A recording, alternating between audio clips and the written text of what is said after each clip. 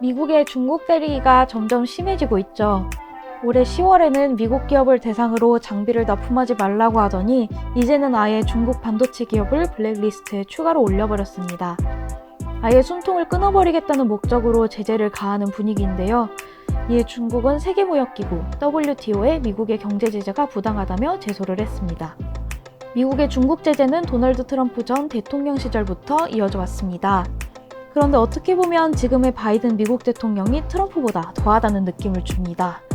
트럼프는 단순히 중국의 몇 개 업체만 견제를 했는데 바이든은 아예 중국의 첨단 산업을 막아버리겠다는 기조의 정책을 펼치고 있거든요. 칩스법, IRA, 칩보동맹 다 중국을 견제한다는 베이스를 깔고 있죠.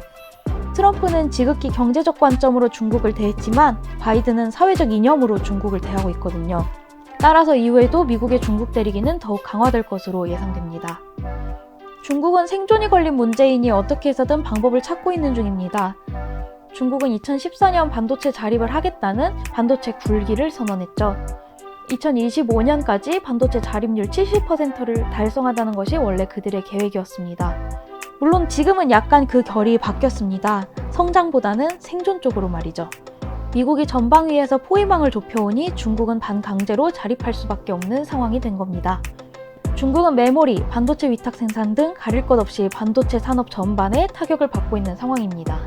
그 중에서도 그나마 기대를 걸고 있는 분야가 시스템 반도체 설계입니다. 미국의 제재로 미세 공정에 한계가 있다 보니 중국은 설계를 더 강화하겠다는 그런 전략을 취하고 있습니다.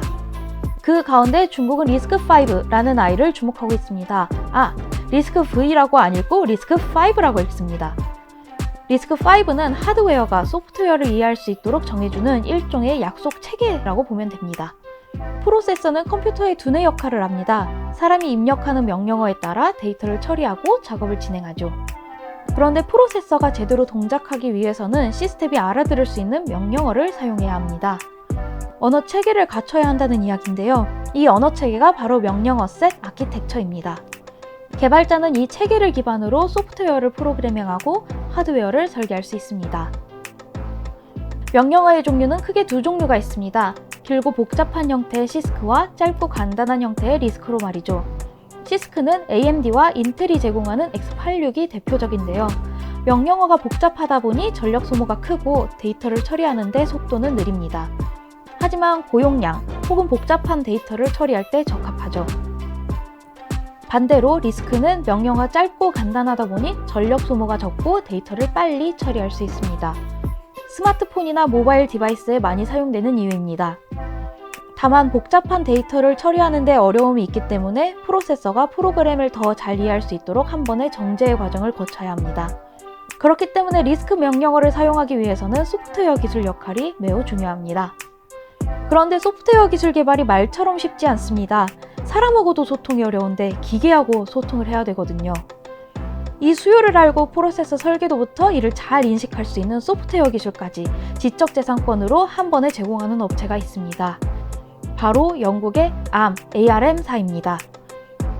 ARM은 풀네임부터 Advanced Risk Machine인데요. 애초에 리스크 하려고 태어난 기업입니다. ARM은 1990년대 이전부터 리스크 아키텍처를 제공해 왔습니다. 이를 뒷받침할 소프트웨어를 비롯한 부가적인 툴킷도 함께 제공하면서 말이죠. 그렇게 ARM은 자체 생태계를 넓혀왔습니다.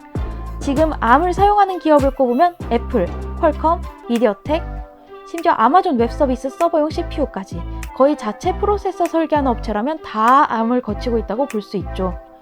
이제는 성능도 좋아졌어요. 과거에는 그냥 모바일용이다 라는 인식이 있었는데 이제는 PC나 서버 등 고용량 데이터 처리도 커버할 수 있게 됐죠. 그러다 보니 주요 기업도 돈 주고 ARM 라이선스를 구매해 사용하는 것이 좋겠다 하고 판단하게 됐습니다. 중국도 마찬가지로 반도체 설계 시 ARM으로부터 라이선스를 구매해 사용하는 경우가 대부분이었습니다. 아무래도 미국이 ARM을 두고 직접적으로 중국을 제재하고 있는 상황은 아니거든요. 그러다 보니 아직 중국이 ARM을 사용할 수는 있습니다. 하지만 중국 입장에서는 언제든 ARM을 내려놓아야 할 상황이 올 수도 있다고 판단했습니다. 따라서 중국은 오픈소스인 리스크5를 사용하기 위한 기술 개발의 움직임도 보이고 있습니다. 그런데 리스크5를 사용하려는 시도는 다른 국가에서도 나타나고 있습니다. 아까 이야기한 것처럼 ARM이 생태계를 많이 넓혀놨는데 현재 암이 라이선스 비용을 올리려는 움직임을 보이고 있거든요. 단적인 예로 암은 지난 8월 퀄컴과 저회사 누비아를 대상으로 라이선스 침해 소송을 제기했습니다. 그 내용은 쉽게 말해 누비아 라이선스 사용하려면 퀄컴은 라이선스 비용 더 내야 돼 라는 내용을 핵심으로 하고 있고요. 원래는 퀄컴이 암보다 좀 더 갑의 위치에 있었는데요. 이제는 그 생태계가 워낙 넓다 보니 암의 콧대가 높아졌습니다. 그렇다 보니 지금은 암이 라이선스 비용을 올려받는 조건으로 합의가 이뤄질 것이라는 전망이 지배적입니다. 그런데 이렇게 비용을 올리는 것이 단순히 퀄컴에게만 적용되지는 않을 것으로 보입니다. 아까 이야기한 것처럼 애플, 엔비디아, 미디어텍 등 여러 기업이 암 생태계에 물려 있거든요. 이들도 다 비용을 올려받게 된다는 건데 더 많은 지출이 일어날 수밖에 없으니 해당 기업은 대안을 생각할 수밖에 없겠죠? 그래서 중국의 다른 기업도 리스크5를 주목하고 있는 겁니다. 다만 업계에서는 아무리 중국이 리스크5로 반도체 자립을 시도하겠다고 해도 원하는 수준의 성능까지 도달하기에는 어렵다고 보는 분위기입니다. 이를 온전히 사용하기 위해서는 더 많은 기술력을 필요로 하는데요. 이 기술 개발까지의 시간이 더 걸릴 수밖에 없다는 겁니다.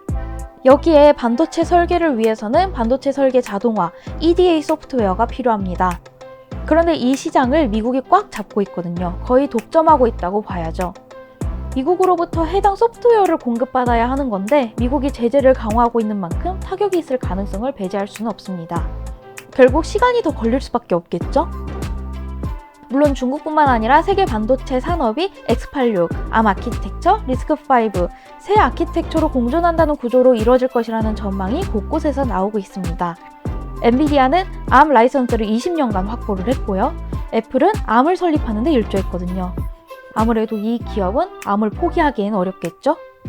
하지만 리스크5로 눈을 돌리는 기업도 점차 늘어날 것으로 예상됩니다. 최근 주요 팹리스가 실적 발표에서 리스크5 관련 내용을 자주 언급하고 있거든요. 암 같은 경우에도 리스크5가 자사 생태계에 위험이 된다고 직접 언급한 적도 있고요. 과연 중국도 그럴 수 있을지는 좀 더 지켜보긴 해야겠지만 아무래도 리스크5가 주목받고 있다는 사실은 부인할 수 없겠네요.